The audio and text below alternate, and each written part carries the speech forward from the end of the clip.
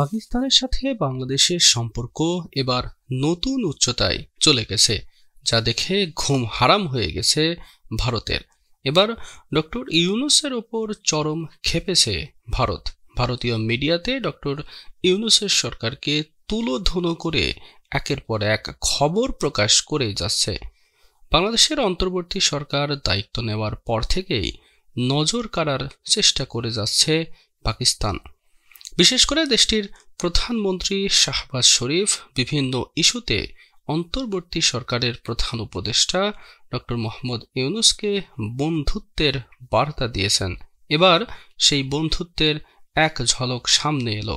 সম্প্রতি পাকিস্তানের একটি কার্গো জাহাজ বাংলাদেশে এসে ভিড়েছে। এতে ঢাকা ইসলামাবাদের মধ্যে সম্পর্ক উন্নয়নের ইঙ্গিত পাওয়া যাচ্ছে। তবে মাথা ব্যথা শুরু হয়ে গেছে বাংলাদেশের প্রতিবেশী ভারতের।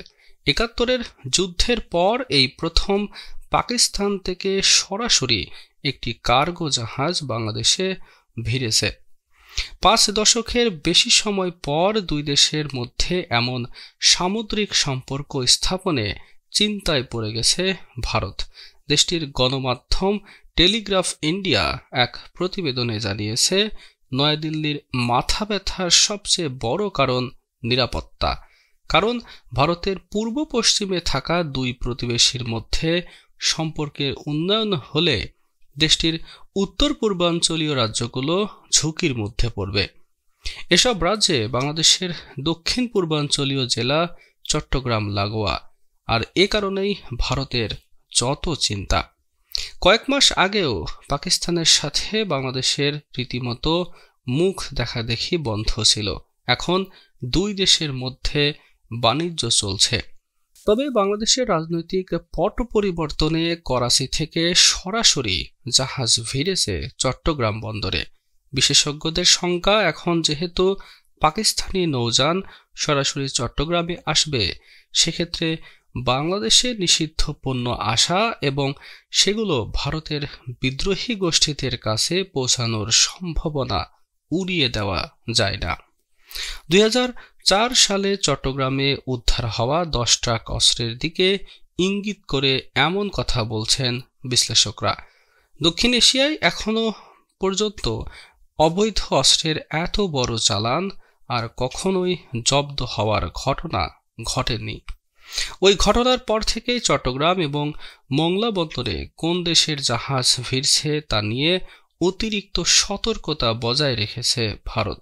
এমনকি সাবেক প্রধানমন্ত্রী শেখ হাসিনার ওপর নিজেদের প্রভাব খাটিয়ে নয়াদিল্লি এই দুই বন্দর থেকে চীনকে দূরে রাখতে পেরেছে। গেল বছর কৌশলে চীনকে হারিয়ে মংলা বন্দরের একটি টার্মিনালের অপারেট করার সুযোগ পেয়েছিল ভারত।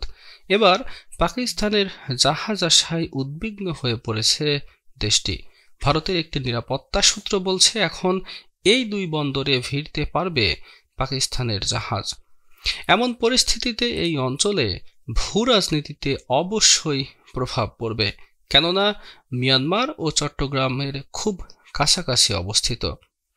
মিয়ানমার থেকে ভারতে অনুপ্রবেশ ও মাদকের চোরাচালান নিয়ে আগে থেকেই বেশ চিন্তায় ছিল ভারত। এখন নতুন করে যোগ হয়েছে পাকিস্তান। পাকিস্তানের কার্গো জাহাজে কি রয়েছে তা নিয়ে নয়াদিল্লির কর্মকর্তারা বেশ উদ্বিগ্ন। ভারতীয় বিশেষজ্ঞরা বলছেন, বাংলাদেশ এবং পাকিস্তানের মধ্যে তুলা ও পাট নিয়ে বাণিজ্য হয়ে থাকে। তবে পাট রপ্তানির ক্ষেত্রে পাকিস্তান হয়তো ভারতের জায়গাটা দখল করতে পারবে না, কিন্তু ঢাকা ইসলামাবাদ সম্পর্ক জোরালো হলে ভারতের নিরাপত্তা ঝুঁকি বাড়বে। এরই মধ্যে ঢাকা জানিয়েছে, তারা আগামী বছর পাকিস্তানের সঙ্গে একটি আন্তর্জাতিক নৌ মহড়ায় অংশ নেবে। এতে নতুন চ্যালেঞ্জের মুখে পড়েছে ভারত।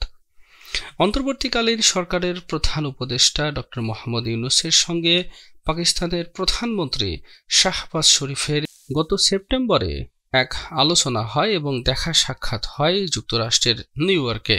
সেখানে তারা গিয়েছিলেন জাতিসংঘের সাধারণ পরিষদের অধিবেশনে অংশ নিতে। এই একটি সাক্ষাতের পরই হিসাব নিকাশ পাল্টে যায়। এতে পাকিস্তান বেজায় খুশি হলেও চরম উদ্বিগ্ন হয় ভারত।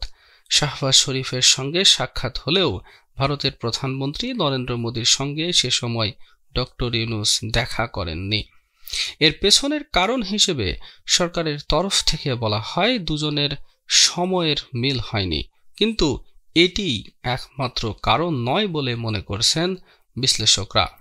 তারা বলছেন 5ই আগস্ট শেখ হাসিনা সরকারের পতনের পর থেকেই বাংলাদেশের সঙ্গে সম্পর্ক ভালো যাচ্ছে না ভারতের। এমন বাস্তবতায় 13ই নভেম্বর পাকিস্তানের একটি কার্গো জাহাজ করাচি থেকে 300 কন্টেইনার নিয়ে সরাসরি ভিড়েছে চট্টগ্রামে। সমুদ্র বন্দরে বিষয়টিকে ঐতিহাসিক বলা হলেও কপালে চিন্তার ভাঁজ পড়েছে ভারতের।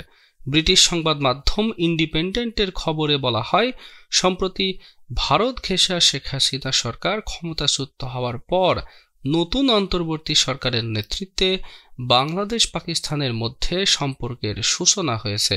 এটিকে শেখ হাসিনা গত 15 বছরের শাসনামলের কূটনীতিক ব্যবস্থার পুরো উল্টো বলে উল্লেখ করেছে প্রতিবেদনে। অন্যদিকে এমন সামুদ্রিক যোগাযোগ স্থাপনে বেশ উদ্বিগ্ন ভারত।